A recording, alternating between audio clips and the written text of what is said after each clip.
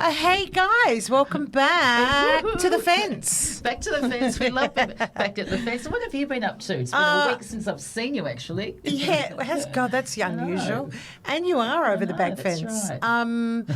I must admit, I have been swimming a bit and it's icy cold out there. But you know what? By the time you put your swimsuit on and you plunge into that ocean, honestly, you just let go of everything that's, anything in your mind that you need to let go of. And you come out with a renewed spirit, and then you're shaking like it's so bloody cold. But I don't know, it's been great for me. It's really good. It rejuvenates me. I love that Didey. Didey's a real fish. Well, I think you've had a few drinks the night before. It refreshes you. That's great. Well, I've been walking the doggy along the beach, and I love that. And even in wintertime, I take him and I see the moonlight at night time, and it's so beautiful. So winter evenings now, temperatures are certainly dropped, but I love the ocean, not so much like you diving No, you're in. a Melbourne girl. A Melbourne girl. You love the cold, but not the plunge. And a little bit of yin yoga has been great. But I tell you what, I'm so excited because we have got someone up and coming. Someone from the hood. And we actually bumped into Rob Carlton not all that long ago at the Steve Wall Grange on the Range event, which was a really great fundraising one. And now, if you haven't heard of Rob Carlton, I don't know where you have seriously. been. Because seriously. Head buried in the sand. But we're absolutely thrilled to have Rob. Let me tell you a little bit about Rob. He's a father of twins. He's an actor, a writer, comedian, an all-round brilliant storyteller.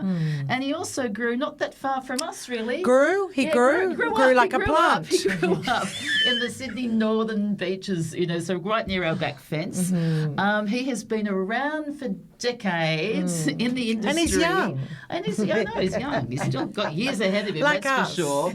But he's been, it's seen in basically nearly everything from A Country Practice, Underbelly, Paper Giants, and congratulations, you won a Logie on that one. Major. With, playing Kerry Packer, Boys Swallow Universe, and even White Lotus. And you've toured the country with your one-man show Willing Participant, and now runs Bravewords Live, which is a storytelling night with real stories which bring the house down.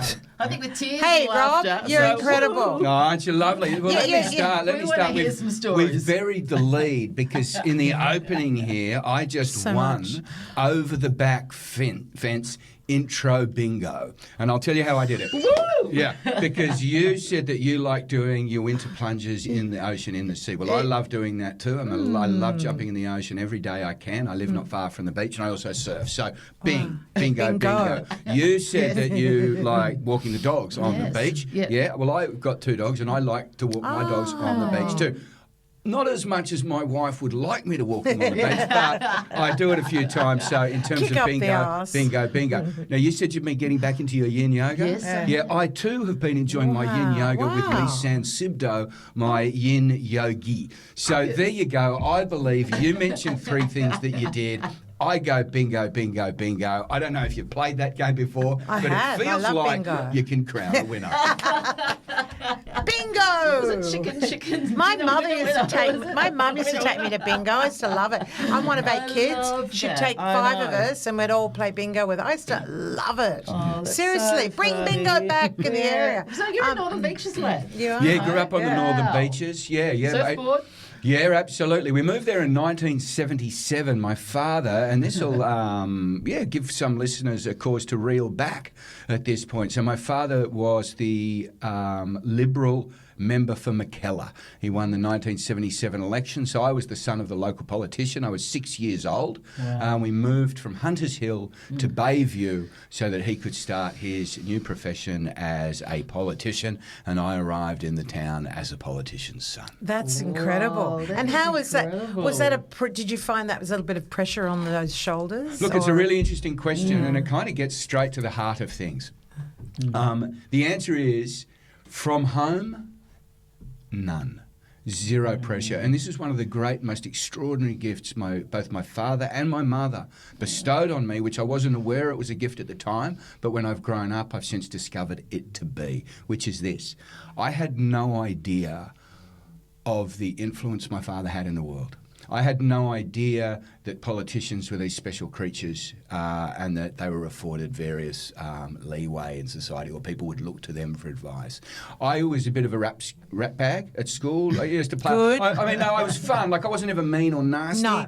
But, I would get in trouble. I would get suspended. I would, It's cheeky, those isn't it? those sorts We of like things, that. right? I never once heard from mum or dad, "This won't look good on your father." I never once, in my experience, was that. never framed through, "Your father's the local politician, you need to pull your socks up." And it was only the teachers at school that made me aware that my father was a politician. They were mean to me. The teachers were mean to me because I was the son of a Liberal politician. true. Right. Kids at school were mean to me because Wasn't you're the son of a left-wing and- politician. yeah. So that was more my experience at school. But at home, I was inoculated from that. And the other beautiful thing was my dad would come home and there wouldn't be a ripple in the house. There wouldn't be a sense that the great man was home from Canberra and that we all needed to suddenly behave differently. He was quiet and curious, and he honoured my mum so much in the space that she created that when he walked into that house, he was happy to be home, he was happy to relax, and he was happy to witness what was going on. How beautiful. Hey, bravo. Wow, that's cool, It's because that would have so- been grounding for you in that sense. Well, insofar as at the time I didn't know what Yeah. it was, but certainly as I Yeah. grew up and got into my 20s, and then suddenly it became apparent that, oh my goodness me, my father was that to those people and that to those people. So you weren't expected to full on be the lawyer, the architect, the engineer, whatever. You went, hello, I'm going to be in the arts. Absolutely not. Let me. Well, to give you another example of that, the one moment in my life I thought I'd come up with a plan. I love it. Right, that might show Cheeky. that might be sensible. Right, that might be this was the one moment, right? It was like, okay, because I've been an actor since I was 14 years old. Right. Yeah. Right, I already had an agent, and I'd been doing these various things. It was in second year university. I was enrolled at Sydney University. I was studying my arts degree. Yeah. And I was looking around. I was hearing all this story about fallback plans and fallback plans, and what are you going to do if the acting doesn't? And you get this. There's Of course. a Naturally. never-ending stream of Yeah. how you're going to earn money, son. So. I was never that. I wasn't an anxious kid in any way, shape, or form. I was very luckily grew up with the happy stick and the optimistic stick. Right? Like Nicola. Is that right? Woohoo! Yeah. You can see it already, right? She's the Positivity. She's the happy butterfly. Yeah, yeah. The Luna Park smile. Yeah, yeah. Sorry, continue. Your words too. Yeah. You've got optimism and that. I was thinking, oh, Yeah, that's yeah, it. I know. That's yeah, it. Yeah. So anyway, my plan was, I thought, gosh, I'm doing an arts degree, but if I did, and I love sports and I love playing sports and doing all of those sorts of things. So I thought maybe if I switch my arts degree to an education degree, majoring in phys ed, then that would be a really nice backup thing. I could go and do sort of teaching at high Fall back schools in between acting gigs should that play out. So I thought, okay, well, this is a bit of a plan. This is verging on sensible. So I spoke to Dad during the holidays. I said, Dad, here's my plan. I ran him through it. And he looked at me and he listened. He listened to me, and then he said, well, of course, well, you can do whatever you want. You do whatever you want and whatever you. He said, but I must say, at the moment, you're doing an arts degree. An arts degree. Oh, they're very, very good. Like, the arts degree is about imagination and curiosity and I'm in love with your figuring father. out what to do. He says, no, there's nothing wrong with an education degree, but Rob, for you, Makes me cry. it just feels like it might be a bit narrow and a bit too outcome focused. And I think what you need to be doing right now is just exploring the mind. Oh, Wow. sorry. Honestly, what do you go? Boom. Boom, boom. Your bravo. his father obviously passed away. Yeah. Bless Passed away you. 2015. And In you know every what? sense I was of the just gonna word. say with your dad. Now I Like actually I'm like a happy wish clapper. I'm he doing was. this. I know. Woo, the happy clappers. I actually wish he was PM because he actually ran for PM and actually got pipped visit by John damn Howard. Is it. that correct? So he was John Howard's treasurer as shadow when John ran for office and got beaten. In those earlier years, not when he came back and beat Keating eventually. And then I think what happened, I think what you might be referring to is there a moment there where it was a question of who's going to be the leader of the party. And Dad knew that he wasn't going to be the leader of the party. Right. But the behind the scenes. Well, so this is what happened behind the scenes was, and at that point, Howard, there wasn't going to be anyone against him. And so Dad put the name in to show everybody how much support he had. Good on him. Do you know what? I have to. Let's just start unpacking this beautiful man in front of us. Every time I look at Rob, I can't help but think of Kerry Packer because Mum and Dad had a place in Palm Beach and the Packers had a place nearby. Next door neighbours. I ended up teaching, I'd been teaching, as you do, windsurfing in the Caribbean. Just did that for fun, whatever. Came back and I was teaching Kerry Packer how to windsurf. And I look him in the eye, I go, no, Kerry, you got to get on and do it. He's like, whatever. And then Gretel became very good friends of the family. They're great because it was a very close-knit community back in those days. Palm Beach is a little bit different now. I guess what I'm trying to say is you, of all people, because as I said, I can't stop seeing Kerry Packer, is Paper Giants. Something that you excelled in, and Paper Giants is award-winning. And what was Silver Logie you won or something? Yeah. Like, tell us about that experience. And also, I might add, 2 actresses at our favourites. We love Asha Ketty, and we just interviewed Rachel Griffiths. She was in the second one. Yeah. That's right. So tell us about that experience, becoming and filling those big shoes. All right. Kerry. Well, I think the trick with it was I nearly robbed myself of the opportunity to play Kerry Packer in the first instance. And I had no idea that I was doing it, and I discovered that it was fear masquerading as courage. So this was off the back of. I love him. I know. I knew you would. I'd already. Thank you, Nicola. I'd in the years leading up to the Packer thing, I'd won Tropfest, and then I'd got my own TV series up and running, which was my production company called Shandon Pictures. So I'd raised a few $1 million. We'd made a couple of seasons. We'd sold it around the world. And I was, in my mind, starting to become a bigger boy on the block, right? And this is this interesting thing where your previous successes, we often think we have one success and that'll make the next success easier or the next success will come. And in my experience, previous successes can make the next one even harder. Wow. And can up the fear factor. Sure. Because now it's a good point. I had something to lose. Yeah. Right? I had this sense of, that sense of... Interesting way of looking at it. It's very interesting. The pressure's on, you know. Right on. You put it on yourself. Yeah, that's right. That's right. But I wasn't aware... So I made my show, and because I'd run that show, it was my production company, I directed it, and I was the lead in it. There was now a sense, I guess, that people felt that I could be trusted with the lead.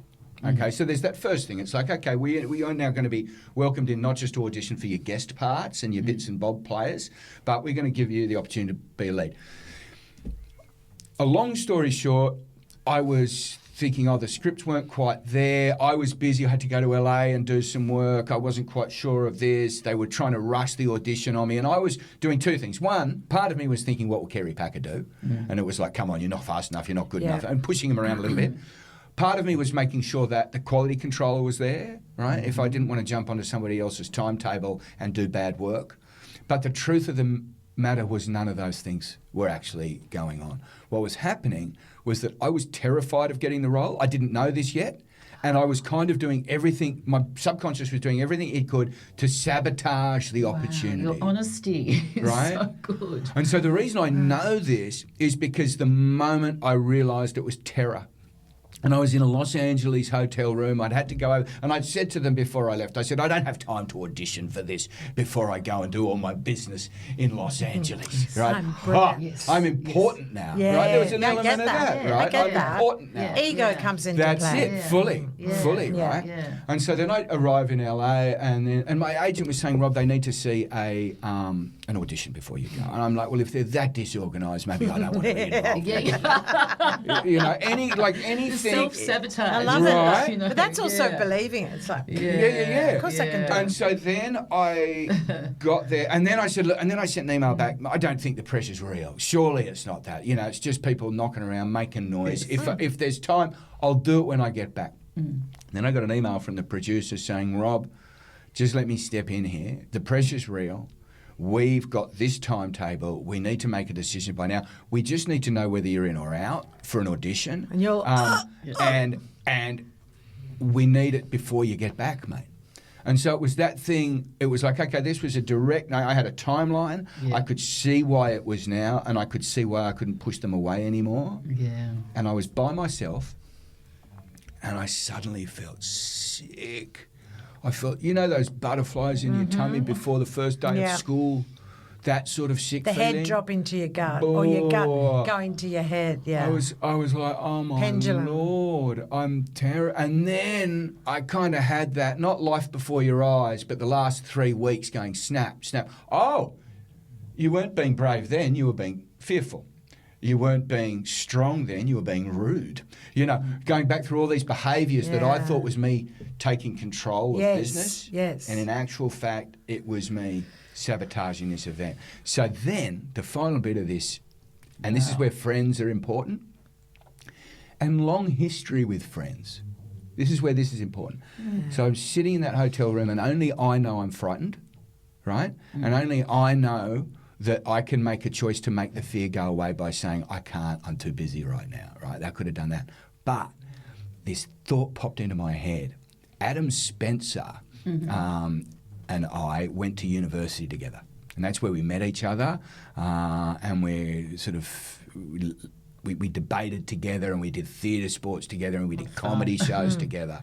And way back then, we made a promise to each other. We said, you've got to say yes to something that frightens the shit out of you at least once a year. Right? And that was back when we were undergrads. Right? We were still at university when we made that promise to each other. Because it was the sense of, man, like both Adam and I, we like life. Right? And we like engaging, and we like ideas, and we're not stressed. Right? And it's pretty easy to get comfortable. Right? It's pretty easy to pick a lane, do it well. Right? And so I don't know what it was about the two of us back then, but we knew that we had to keep on riding that edge. Keep on keeping on. And so it was that promise we made to each other all those years ago that in that hotel room came straight back, and it was like, man, 3 letters. I don't have a choice. Yes. I've got to try and get this bit now. So that was the beginning bit. I love it. And then from that moment till the day we finished shooting, I was terrified. And so then I did everything I could to get into Kerry's shoes, into his mind. Terrified or butterflies? There's two different things, I think. What do you mean by that? Well, terrified, I think, can block everything. Like, as in, you can just... You freeze. Well, it's almost like placing mud in your brain, where there's butterflies, which I used to get before I used to, as you know, my show, I used to, massive butterflies like that. And I used to use that as a tool to work for me. So, which Okay, one so was no, it? you're right. Yeah. It's reasonable. So to your definition, no, Do you not like terrified. that terminology? I'm asked Sam's a coach. Yeah, but I'm to, sorry. but to you your know. definition. Yeah, to your definition, terrified means catatonic. I wasn't Yes. catatonic. No. Right. Yes. I was, and yes, but a little more than butterflies. Right? So on that spectrum, closer to terrified than to butterflies, I'd say. Yeah. But Good on you. The trick was then it's just about, okay, now, and this is just about anxiety management, isn't it? It's like trying to figure out what it is and what can you do, what's the actual work that I can do to try and make that go away. And so I had every conversation I could. I chased down conversations that were outside my sphere of influence, so that took bravery. To reach out to people and ask for conversations when you feel maybe you don't have legitimacy to ask for them. But I thought, no, I'm an actor. I've got a process. So I looked at the scenes that were in the show, and I thought, there's that character's still alive. That character worked with him there. I can legitimately ask for a conversation over there, and I would or wouldn't get it. But the ones that I did, I would go and have, and I would learn as much as I could. So I just worked and I worked and I worked. And then you mentioned the extraordinary Asha Kerry. She was. I adore her. Great word, oh, extraordinary. And her performance. It's Ida Buttrose, isn't She it? just, well, she led us round, you know. We were talking about Ida yesterday. Yeah. Well, Ash led us round. She was in pretty much every scene. The lift. I mean, I had a big lift, and it was really frightening to play Kerry Packer, but it was a percentage of what Asha had to do on that job. Wow. I believe it. Can I ask a question, seeing you brought that up too? With all that fear, also maybe for you terror, and you did it sort of like throughout, and to me it's amazing. I think for everyone listening to it, whether in your field of acting or whatever, at any stage of your life, you can still have that. But you chose that, you honoured your mate's word, it's that inside sort of voice, you did self-reflection and you thought, no, I'm going to do it. And when you did do it, you still had that fear. But what was it sort of like then? Was it the end of the process you go, oh, I'm done, I'm finished now? Was it rewarding, or was it sort of like this what was it when you sort of pushed yourself through that sort of like nearly terror, and you're saying? Yeah, there's a couple of different beats to the end of that. End of it? Yeah, because it's a question then of the different phases one goes through at the end of a project and what success looks like, I guess, and how you measure that. I'm just thinking about this now, so it'll take a moment to get the words right. Sometimes it's the thing that you don't, you regret not doing it. Like, you know, we had Brooke Boney, which was saying if I didn't quit the show, you know, entertainment reporter, and then go to, you know, the UK and study, which she's doing there, she said the regret would have been more if she didn't do it. It was, you know, so I don't know whether is that sort of something for you too, that you look back and go, why didn't I do that? Well, this one, I really have regret. So the end of this one was, I remember the last day and walking out of there. That felt great. I didn't have to put the fat suit on. I put on 18 kilos for the role. Wow. So I felt pretty disgusting physically by the end of it. I was pleased to have it done. At that point, I didn't know if it was going to be any good. There's so much that lends itself to a performance that's deemed successful. You've got to be inside a show that works, with a script that works. Dana Reed, our director, was extraordinary. She put together that show beautifully. I think those of your listeners that can remember this show, I think will remember being swept away up in that sense of the 70s. The choice of music was beautiful. Just there was montages of Sydney buses with that music, and it was like, oh my gosh, that takes you to a time. The production design was absolutely fantastic on it. I think Nina was our costume designer. Stunning work as always. So all of that was terrific, but I didn't know if my performance was any good at all. So in that first instance, I thought I did every single thing I could to get that right, and so I gave myself a pass mark on effort. Right, so that was good. I got on well with my cast. I thought I was a good part of that ensemble and worked well with my fellow actors. I'm very big on cast culture and on set culture. I think that's really, really important. I think way too much bad behaviour gets swept away under the guise if we're going to make the best product we can. But I think you've got to have two goals simultaneous. I think you've got to have the goal of best product you can. Yeah. But I run that alongside and do it in a way that we all want to do it together again tomorrow. Beautiful, like a family. Well, and so that you can learn and grow together. Can I move you on from that? In fact, maybe we're going to stay in the butterfly arena. I mean, let's be honest. Everybody's talking about White Lotus. I'm sorry to bring it up because I've heard a few of your interviews and it surfaces, but I'm obsessed by it. I just love. Do you love White Lotus? Of course. I'm a bit obsessed by it. I mean, yes, you've done a million things in the theatre and films and whatever, but White Lotus on an international level, like tell us about that experience. And also I'm dying to hear about good old Mikey baby. Like what's he like? What's Mike White like too? Okay. Let's start with the beginning. No, we'll start with the beginning. Let's start there's some fun bits. Everyone likes a bit of White Lotus. Give us goss. some goss. There's some fun bits, right? So I get an email from my agent saying, hey, Rob, an audition's come for you. They've asked you to put this thing down. It's for a show called The Secret Garden. But we think that's the White Lotus. Right? So there's this cloak of mystery. Right from it was insane from That's beginning to interesting. end. Yeah, right. From like the beginning to secrecy. end Yeah, we with love it. regards Love to the the goss. secrecy. Yeah. So they're like, it's Secret Garden, White Lotus. So then you go, oh, okay, and everyone's very, very excited right from the word go, right? And this is an audition, right? Auditions come through a fair bit. Global, right? Oh, So this thing comes through and I read it and it's like, okay, middle-aged white Australian guy with a young Thai girlfriend, kind of sex tourist vibes. I'm like, Did you hear that? I've got God, this. Nicola.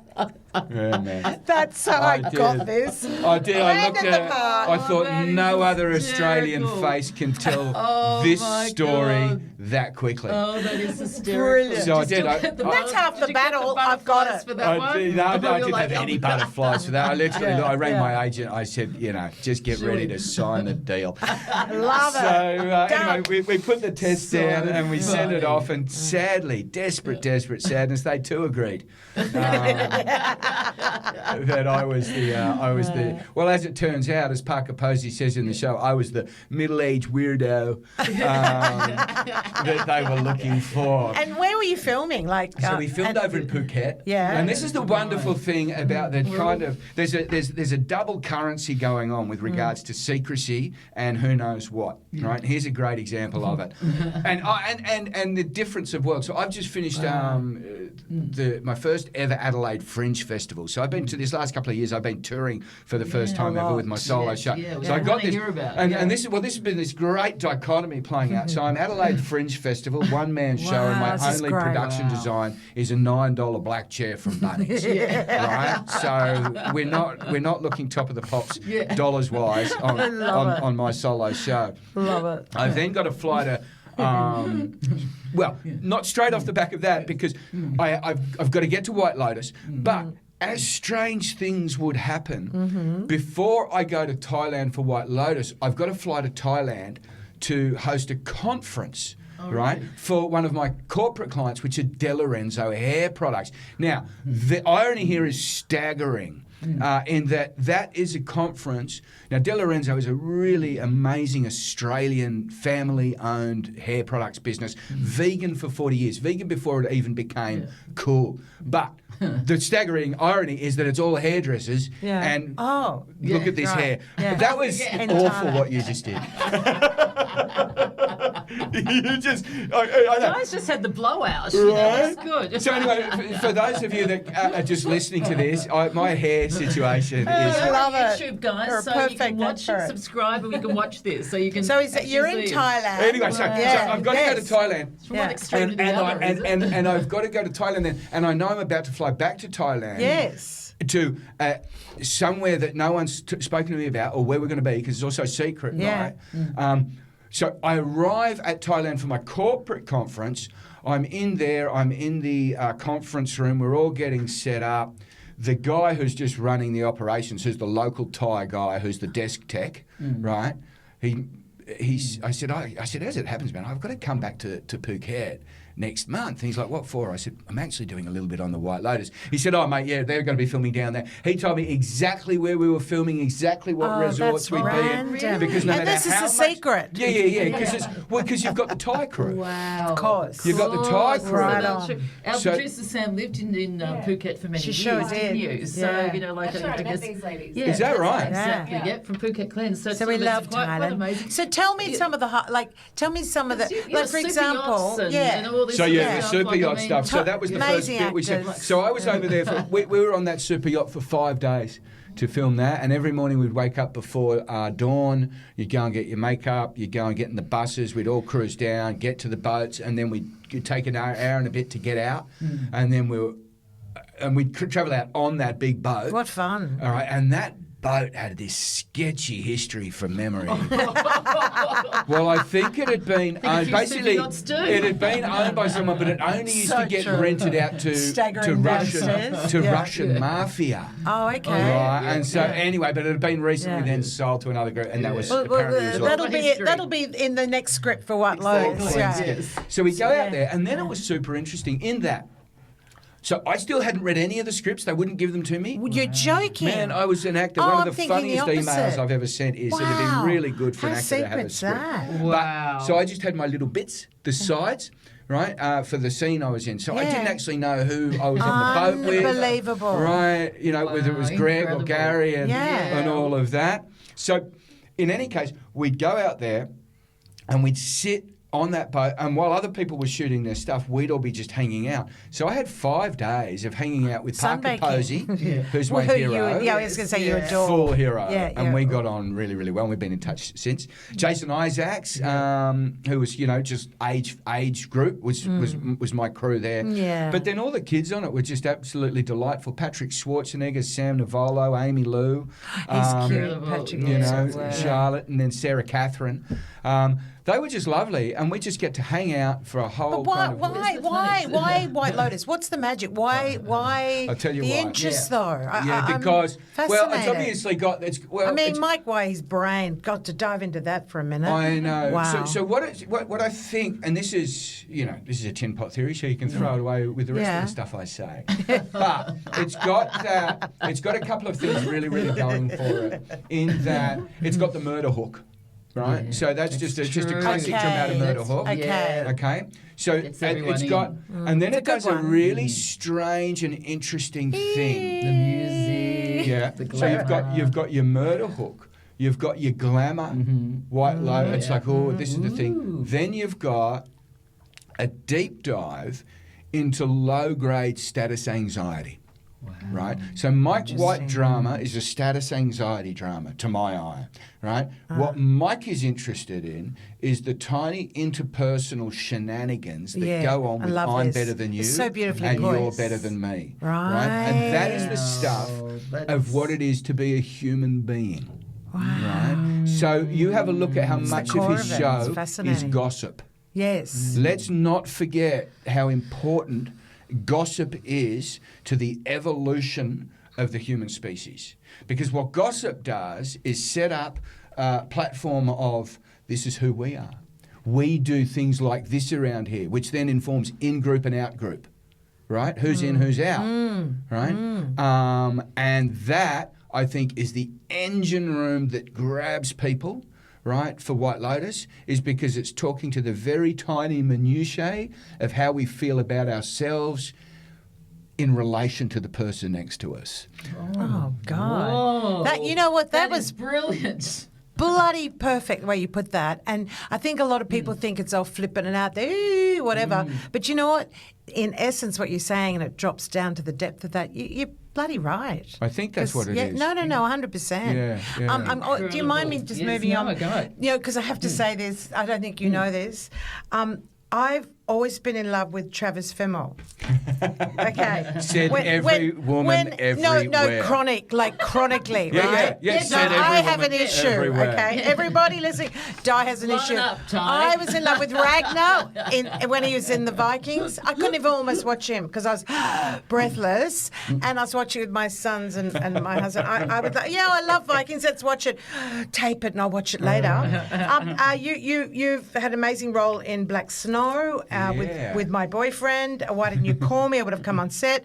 Tell me about working with someone as amazing as him, which he truly is. He is revered internationally on Black Snow. Yeah, he's extraordinary, man. I know. Travis and I, we made actually, over the last couple of years, we made 3 shows together. Wow, you lucky thing. We were both in court. Why didn't we you were both call in me? Boy Swallows Universe. But it was Black Snow where I got to work properly with Travis and have a number of scenes. I loved it. Thank you. Truly and honestly. We were really proud of that show. Yeah, very much so. It shone an extraordinary light on the South Sea Islander story. Oh, it's fascinating. I didn't even know. And desperately sad history here. Yeah. But Travis. I mean, he's kept this one from I have, haven't I? He's a wild cat. He is a wild like cat. a bit of wild Is cat. he? Oh, yeah. Yeah. Well, I think, so Travis is interesting. Look, let's be really, really clear. Travis is a leading man. He's a Ragnar. Right? He's a leading man. And what I find interesting and fun about Travis is that he is concerned about rolling out stuff that's been seen before. If it feels at all obvious or at all ordinary, he will do whatever he can to make sure that's not the case. Wow. Right? So that leads to then, really interesting time on set, because often to stay away from the ordinary It's not a direct line from the ordinary to something extraordinary or unique. It can be a rattly, jarry process as you go from that to that. Because every choice other than ordinary isn't necessarily good, right? You've got to go through all of these different things to find this the bit. juice. And yeah. then, so where I admire Travis is the bravery, right, to run that idea and run that idea. He's not afraid of looking silly or trying something out of the box or having other people look at him and go, dude, what are you doing? That becomes irrelevant to him. What he's trying to do is make it fresh and exciting and interesting for a viewer. So that's something really interesting about Travis. It's a great show, guys. Black Snow. Black Snow, Look it up. And Was then- it Stan? I can't Yeah, that's right. It's on Stan. Brilliant. And there's 2 seasons. They've just dropped another season. Yeah. And he's like, Which is but then great. the other thing about Travis, of course, is that he's rural country Victoria. I actually read that. Yeah, man. He's a hardcore country boy. Maybe there's something Yes, about these yeah, rural yeah, country Victorian men that I like. Yeah. Dating one. Oh, No. that's so funny. Yes. But you know, with acting and dieting, so I'm funny. a wee bit naughty. I'm a cook. I'm a bit naughty sometimes. You know, like there's so many things honestly that I really admire about you, Rob, and a lot of it is, to be honest, is like your self-reflection, your way of being honest. You speak from the heart and the soul on things. And can you share a little story? Because, you know, look, you're sort of saying when you're cocky beforehand, but the fear of you then not going for that part of Kerry Packer, that was amazing. I didn't know that. But when you were younger and you kind of made it in your early 20s and you're going to LA and you sort of thought this is like the life, and probably flicked an old girlfriend, and then tell about your meeting with Tom Cruise. That's where this one was going. Oh, he's wondering where you were going. I saw your face. We Where's she talk about Tom taking Cruise this? a bit, don't we, Jodie? We do. We do. He's short, but that's all right. Yeah. No, it was just one day. It was one day, and it was just a really great aha moment for me. So I was 25 years old. I was living in Los Angeles with a mate of mine. We had no money, and I wasn't actually there being an actor. Okay. I was there to explore the industry and learn about the industry because I just missed out on 2 films back here in Australia. I'd auditioned for them. I had my callbacks. I'd been on the shortlist. I'd waited for 3 months between auditions, and then the decision came through and I didn't get the roles. And I was like, man, I have no idea what happened. All I know, I was waiting for 3 months to be told no.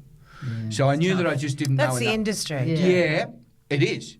And I wanted to know about that. Yeah, I wanted absolutely. to know the And machinations. how you deal with that because too. I can't have that kind of uncertainty as part of my income stream. Absolutely. So Yeah. I was lucky enough to know a guy who was in LA who sort of had access to sort of the information that I needed to learn. So I was over there learning all of that. That's why I was in Los Angeles. Anyway, I had a couple of friends over there at the time, and one of them was Simon Baker. And- He's Great Aussie. yeah, right. So Simon and I have known each other since we were much younger than that. Good-looking Aussie men, aren't they? Yeah, seriously. Man. Easy on the eye, another one. Very much well, so. I tell Where's you what, he there was a from? whole crew. They were extraordinary looking men because there was also Dan Lapine. I don't know whether you remember him. He played the Yes. South African Yep. swimmer in Muriel's wedding. Oh, Simon love Bossell, that. Yeah. who's a young heartthrob at the time. Honestly, I was surrounded by all those good looking men. And Aidan Young, of course, was and this Sorry, face, Travis. and this face in the middle of it. It was It's heartbreaking. Heartbreaking. Anyway, Rob, you're as hot as. no, actually, now you put it like that, right? I walk into a party and the only other 3 men that were there were Aidan Young, Simon Baker, and Tom Cruise. Oh, And my face. oh, sweetheart. That's right. I was providing You the were born content. with a personality.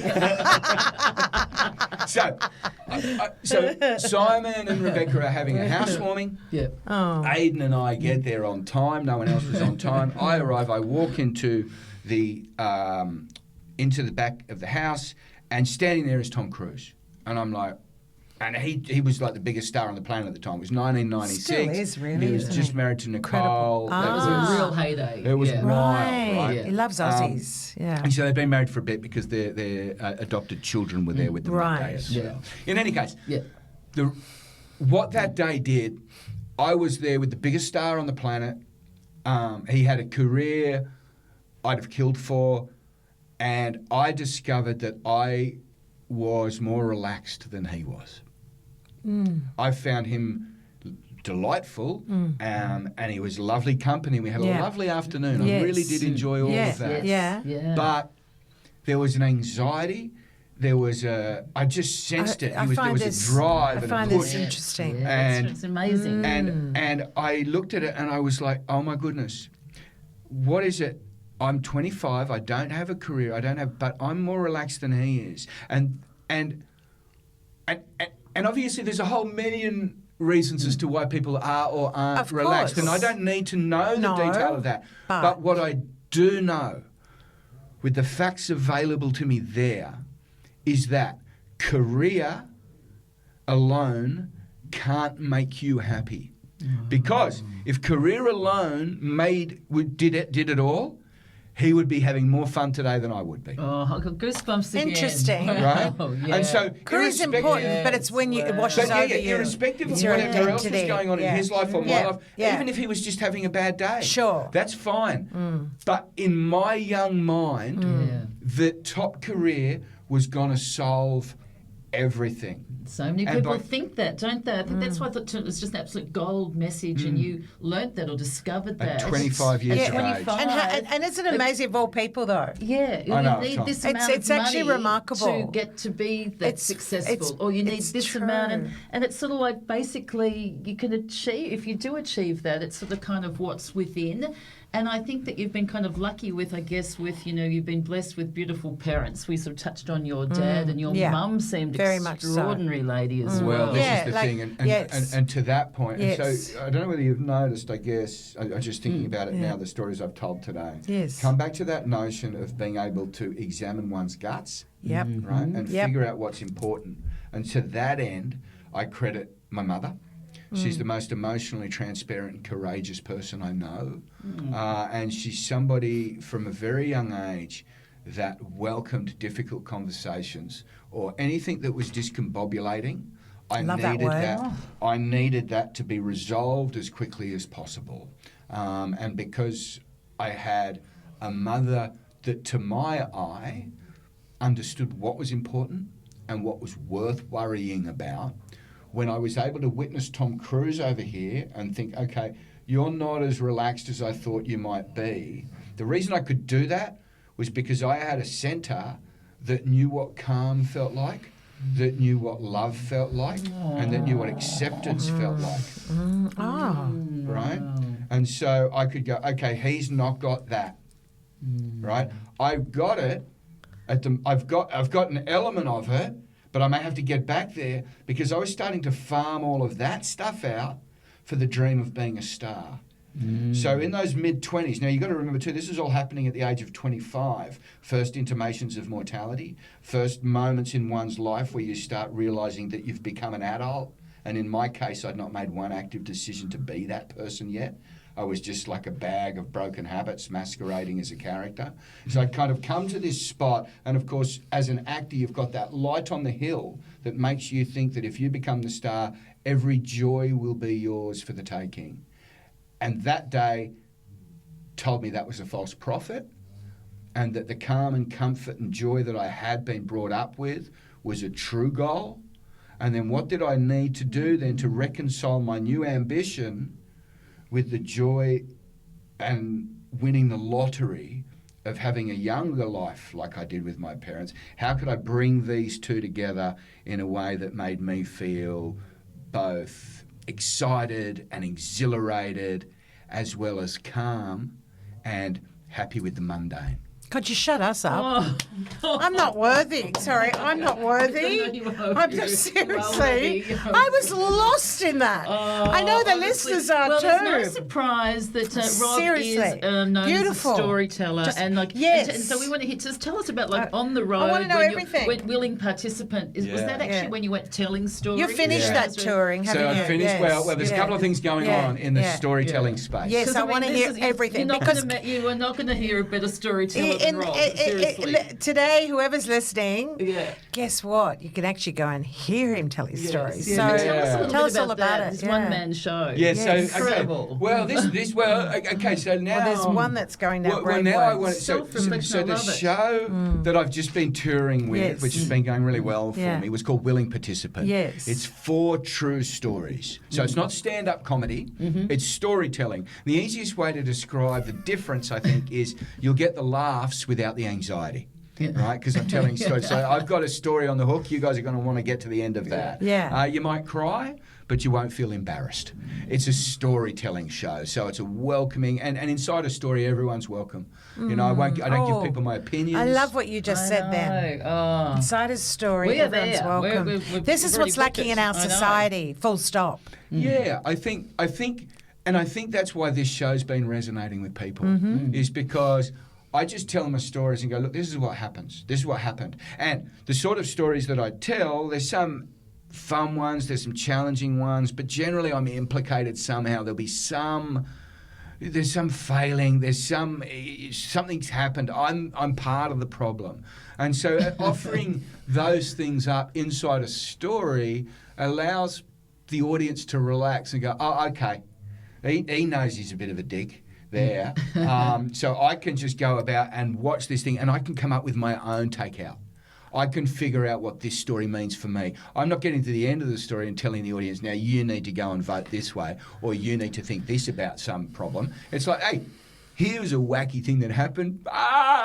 Right? So this, now, to go back and to pay homage to Ben Jenkins and Zoe Norton-Lodge, these bright young things that came out of Sydney University. They ran a show called Story Club. Sam knows Zoe. I know Zoe. Oh, well, Wow, there you go. so Zoe's the best, right? Yeah. Zoe and Ben started a thing called Story Club, Yes. and for years they ran that. Now, they were kind enough to invite me along to tell some stories at it. I wrote six or so stories for that. I took 4 of those stories and then turned it into my one-man show, where I got Darren Gilshanen, one of Australia's great stage clowns and one of our great screen actors.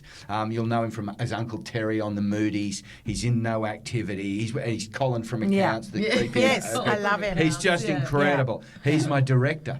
Yeah. So these stories I've now been travelling around with. The next iteration of This is what I want to hear. is the Brave Yes. Words. Yes. So, Before you go on, I want you to, before anyone hears anything about brave words, just the words in itself, I know. brave words. Yeah.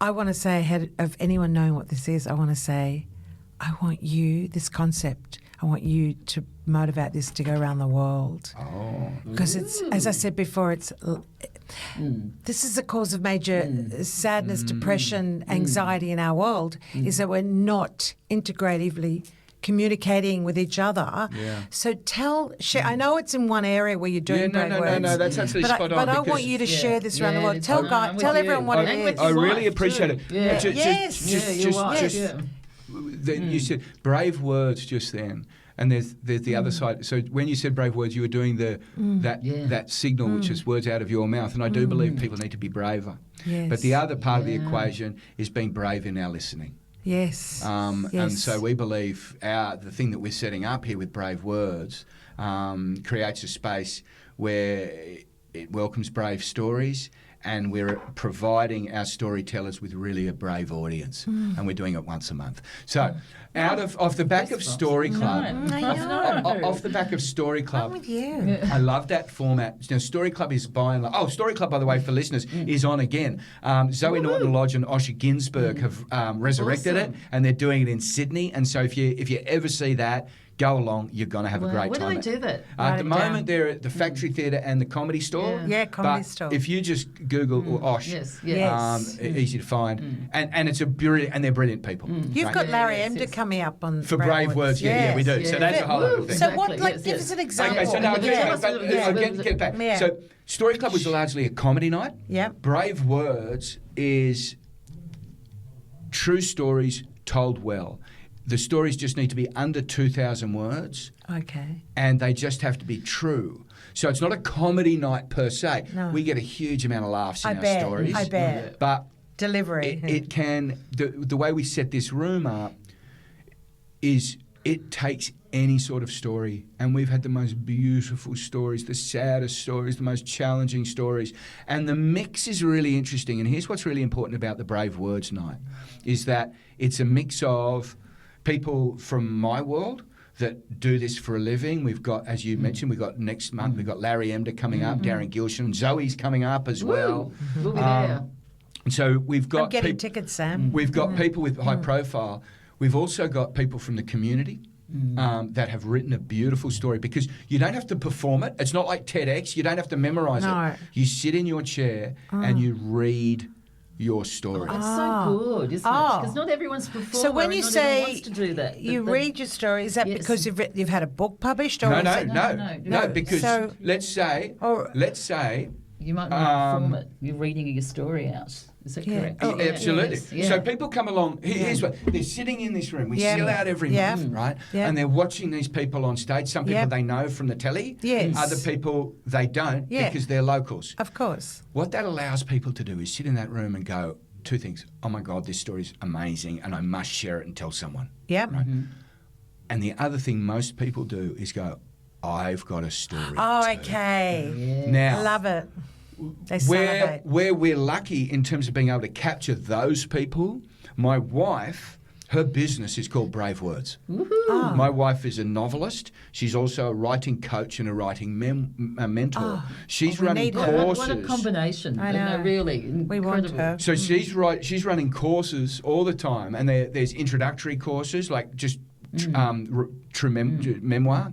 Writing true stories, lovely little prompts that she can give, getting people that have always wanted to write the easy tools to get that story out of them. She's running a course at the moment which is specifically for the sort of stories we do at Brave Words, which is write your story about that thing in under 2,000 words. Okay, got it. So- and she can encourage them to actually put that that's down a course. on So paper. they write. She gives them prompts. They write up things. But when they get go on together. stage, do they have it like they're written down? Absolutely, we all do. So they we read sit it. on Great. stage and we write it. And I love Larry it. will be reading his out of his lap next I love week. it. I mean, on the 29th. Nicola and I we think that's wanna really go. good. So it's also not everyone sort of like be sort of like frightened of sort of someone who's like a big celebrity name doing a story. The person who is in the community who doesn't really want to say it that way has got the confidence. Then they can read it exactly the same as their neighbour. That's it. And I love that. True. That's you it. know. And I we take away that anxiety for everybody. Yeah. For the person reading it by saying, look, we know your story rocks. That's why you're on stage. All you've got to do is read it out and it's going to hit. Now, if you can add a bit of performance to it through the thing, even better. sure. Yeah. But don't worry. The other thing it does is that the audience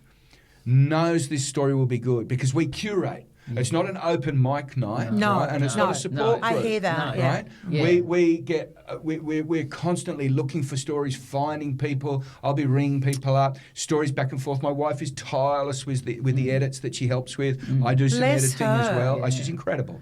And as a teacher, her work is stunning. She's changed people's lives. It's been wild, the stories that we've been getting. This is called connection. This is deep You know, community since the connection. beginning of time, they have been telling stories. What happened in the 21st century? I'll tell you what happened. We pick up bloody phones. You know, we're on computers. You know, where's the storytelling there? It's eye to eye, and it's connection as humans. That's everything. And this is it. And so with this particular night, one of the main things we've then discovered is that all the people that come, and more people are bringing their friends. They want to arrive with friends and with a group. They come with groups now, and because it's the last Sunday of the month up in Gosford that we do it. Starts at 5, finishes at 7. People will then make sure they've got dinner booked. The quality of conversation around a dinner table How good is that? after they've heard 6 completely unique, very true, very brave stories.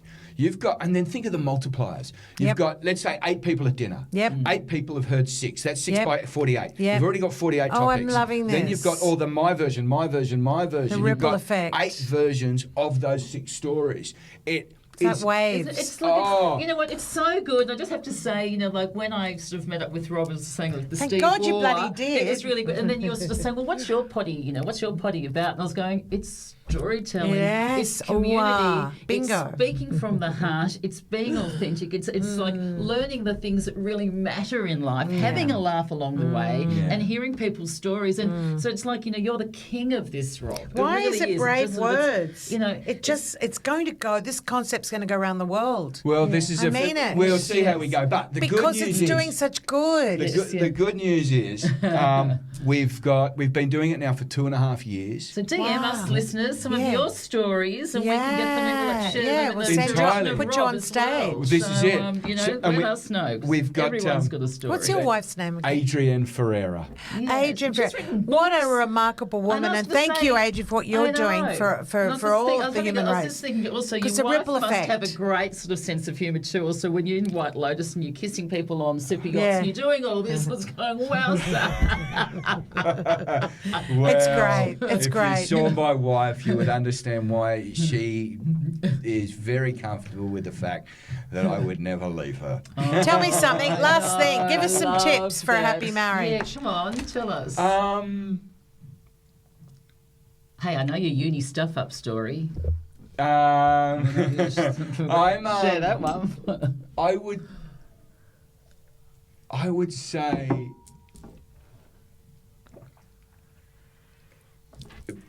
being brave enough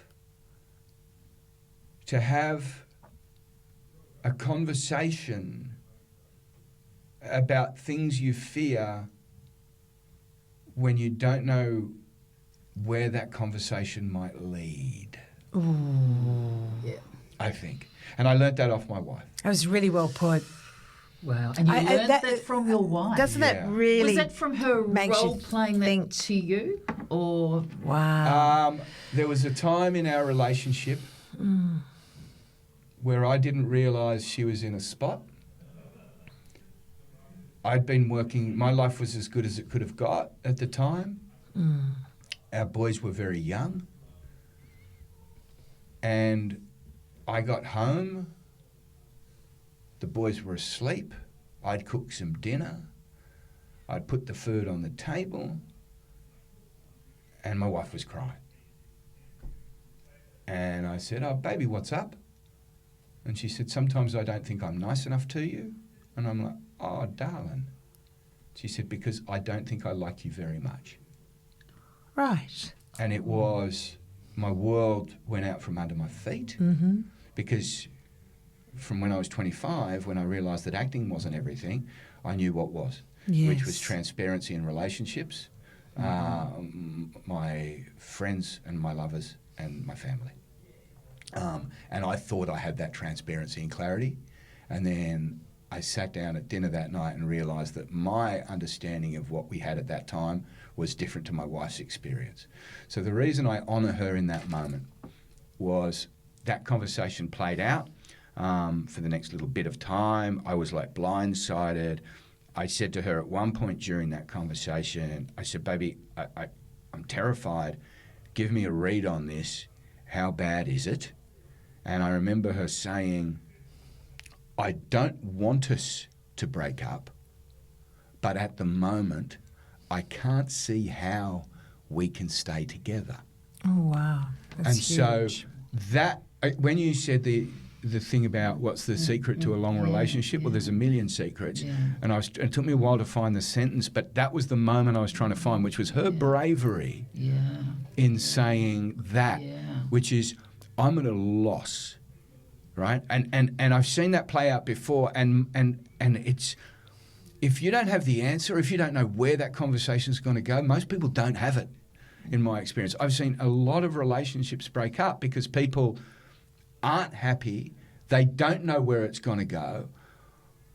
I am just desperately grateful that my wife chose to speak up about her fear before she truly emotionally left the relationship and gave me no opportunity to respond. Wow. So that's why I say I acknowledge her bravery in bringing this up before she'd made a decision about what she was going to do about it. Wow. She invited So you worked me. through it. So you worked through it. Completely. Yeah. Yeah. Rather than you obviously And then I wrote a funny story about it 2 months later. Ah, even better. It's so good. That releases the steam. You need to do I love that it. too. Wow, God, you've I been. like that. I could sit all day with you. Oh, you do? Oh, no, one thing, though. I really mean that. One thing. Oh, You yeah. talked about brave words taking over the world. Yeah. The good news is we've Yeah. been doing it for 2.5 years. We've got over 130 stories recorded. Yeah. Wow. Oh, sorry. and That's what I know, meant to and you're doing mention. a potty yourself, Yes. aren't you? Oh, well, You know? we've got it. Okay, So and my let hope me is to guess have what it- it's going to be Yeah, called. yeah. It's going to be called Bravewords Podcast. How fabulous. So that, and hopefully that'll be coming out by the end of June. I want to That launch goes it. Oh, so it's soon. I want to yeah, launch yes, it yeah, June 29. Oh God, now I'm doing it, aren't I? I'm putting this out there. No, it's. I want to launch it by We'll then cut that because out, Rob. I want to launch it up at Evocabeach Picture Theatre with Zoe, because Zoe will be there, Yeah. and she, I think it'll she's be like the fun. godmother of the whole thing, even though she's younger Are than your me. twin boys going to be there? No, they won't be. But They how got- beautiful. They got a life. Well But done. anyway, It's exciting. I'm This is so like- excited this for is all these sort of everything. stuff, yeah. Everything you've achieved and what's ahead of you. Yeah. Honestly. and then and So- there's more. Yeah, you got it. So no, I'll be back with Brave Words. So, but next year I want to bring my show willing participant to some Sydney, to some bigger theatres. I know, I really right? want to see And that. then Yes, yeah. I've also got my next show already written. Yeah. That I'll be doing the festivals with, and I'll start it in Perth Fringe Festival. I can give you a sneak peek. It's called Virgin in a Knife Fight. Ooh, Yeah, okay. which is a true story Wow. about me. Oh wow! We've got to. So do we leave it there? That's or the hanger. Oh wow! Oh, it's always got to be the hanger. We want the hook. Now you got the hanger. I reckon you could have been Wow, pretty Rob. young, you know, like, I that all feel stopped. like I am. I don't know. I actually feel like I've just finished a book. That's how I feel right now. Do you know You know what? when you close it and you're like almost No, but sad that I it's want to read finishing. more of these books. I want to have more of these chapters here. That you know, well, Yeah. we've got some of our signature questions. yes. Did you want to shoot? I'm so lost in I Rob, know, I've I don't forgotten. actually want this to end, but you know, We like, of course run out of time, so I'm going to start with what makes you happy. Oh man, I've been lucky. I wake up every day. I do. Yeah, I I love that. do. It's beautiful. I do, man. I love that. I wake up with a happy stick. So surfing. It Yeah, makes me water. happy. The water. Reading I get books it. You're reading makes books, me yeah. happy. And to be honest, the biggest, strongest, happy driver in my life is recognising.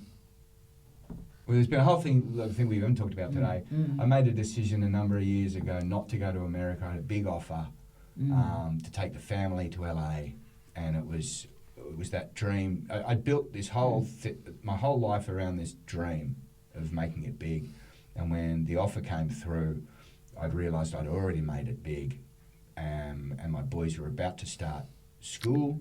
And I chose to not go to LA with the family, with my boys, and we stayed at Avoca Beach so that my boys could have a proper good upbringing. And so the thing that makes me happiest now, every single time I think of my beautiful twin boys and the life I share with my wife and them, I can't tell you the surge of gratitude and joy. He's got tears in his eyes. I love it. So Rob. Wow.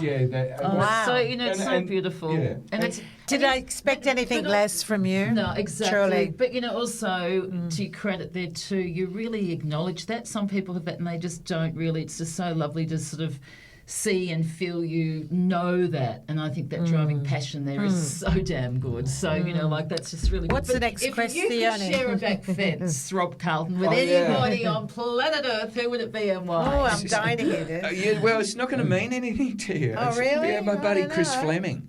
What's that? What was that? My buddy Chris Fleming. Well, hit me with the story. Oh, okay. Hit me with a story Yeah, behind come on. Chris There's a story Fleming. to everything. Why? Come on. What is it about Well, him? the reason I'd like it to be Flemmo. Yeah, Yeah. Flemmo, of Flemmo, course, of course I love so. it. Yeah. So Flemmo was Shocking name. he was the partner of Mindy Satiri was my great mate growing up from Australian Theatre for Young People, and she had 2 children with Chris Fleming. Right. They've since separated, but they're still great friends. So I met Flemmo through Mindy, and Flemmo is an extraordinary creature, and he's a philosopher. right? So he's a philosophy lecturer out at Western Sydney. He's one of the great minds in the country, to be honest with you. Wow. He's also got an Gotta get him on, Nickers. extraordinarily Yeah. difficult personal history with his health and with his mental health. And so he's one of those extraordinary people where this great brain has at times been hijacked by itself. Wow. Right? And the reason I would like Flemmo to be my over the back fence neighbour is because whenever we catch up, I feel we light each other up. We're both super beautiful. curious Men about patterns. We both love the stupid and the inane and the banal, as well as the big picture stuff. And so he's just one of those people that when you talk to him, he'll always give you compassion and kindness and a different slant on something that you thought you'd thought all the way through. Oh, Flemmo. Listen, no one shuts us up. No one. Are you hear me? Rob, no one. I know. But you have. Well done. Oh, I know. We have to, You're captivating. yeah, you certainly are captivating. In so many ways. We've got to ask. We've got to ask. What We've got to ask. 'Cause I want to know. Yeah. What advice or what would you say to your 20-year-old self? Because you talked a lot about when you were young. Yeah, like now with reflection. Your son's 21, but this is for you. Yes. And you did send that question to me earlier, and I should have thought more about it. No, you shouldn't shouldn't. I? No, not at all. I like off the cuff sometimes. So to my too. 20-year-old self, you know what? I probably wouldn't tell him anything. I'd ask him stuff. Ooh. And the reason I mention that is because what I've been trying to do with my boys who are 21. So you ask the question, I go, okay, what would I tell my 21-year-old boys? It's really the question, isn't it? Because I can't be back there again, but my boys are there right now. So there's an easy thing. So, you know, I realise I'm a lot anyway. Like I'm a lot. I get told this. Of course, that's not my experience of being me. Being me is not that, but apparently this is what it is. So when my father died in 2015, I reflected on the greatest gift that he gave me, which was space. I felt utterly loved by him. I felt supported by him, but I felt not constricted by him in any way, shape or form. And I thought, how did he manage to do that, right? How did he manage to do it? And because as a parent, you're constantly looking for your better outcomes for your children. You can see the better way of doing it. You can see the failures and you're like, I can save them that bloody time, right? But you forget then that it's the correction of those failures that make people rich, right, and make them resilient. So when my father passed and I was reflecting on these gifts that he gave me, I thought, oh man, I'm too much around the house. There's too much of my footprint in here. So what I tried to do was consciously talk less, ask more questions, and observe more, right? I mean, the classic case in point is, you're trying to teach your children how to mow the lawn. Man, just let them mow the lawn for a little while. They don't need to know every fucking trick you learn over 15 years because that turns you into a dick, right? And so anyway, I've been learning that. So what I do now, if my boys are in a state of distress or they've got some crisis going on, I don't try and solve it for them. I ask them what they're feeling and I ask them what questions they're asking. And if I think they're in the right space, I just say to them, hey, you're asking all the right questions. The things that you're feeling, I've felt things similar. So all you need to know is it's not a you thing. It's not specific to you. This is a species thing, right? Like, isn't about you aren't the problem, right? But you're asking the right questions. I say to them, boys, because you're asking the right questions, I have absolute faith that you'll find the right answers. You're just going to have to be prepared to feel a little bit uncomfortable for a little bit longer, Well done, Rob. That is just What a way to wind up. I know. When Hey. you talk about go full circle, like So- unbelievable. So everybody The look big at. question here is, Yeah.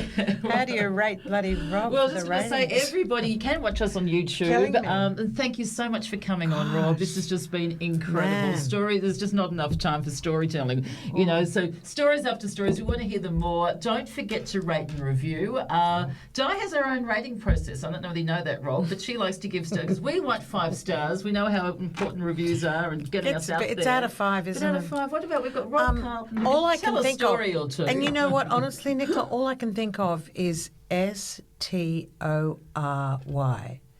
which is 5 letters. 5 out of 5. Story. STORY. You get a 5. You get a 5. You get full stars. That's it. You're just one big storyteller. Oh yeah, bravo! Thank you. Yeah, thank you. Thank you for listening. That was so enjoyable. Thanks, I Sarah. hope And you guys everyone, enjoyed tell as much us as your us. stories, and I will share them all with Rob. But it's just been an absolute joy. Thanks, so Rob. much, Rob. Thank you, you too. Yeah. Thanks, Mwah. Alex.